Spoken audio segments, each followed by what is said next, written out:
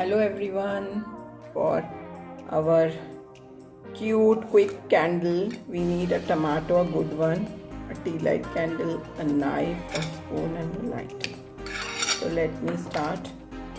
We need to cut from the bottom so it will become a beautiful light, and from the top, little from the top.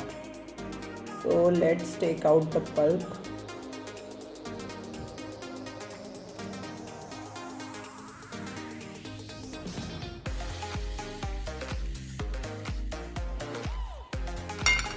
If we have a spoon, take out the pulp nicely.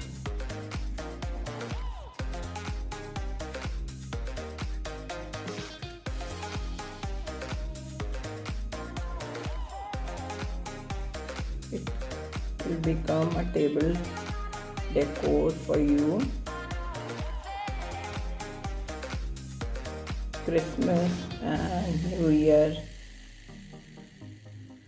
You can arrange party and candlelight dinners at your home. You need not to go anywhere.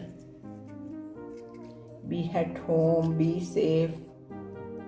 Enjoy your New Year dinner at home. Look at this. Okay?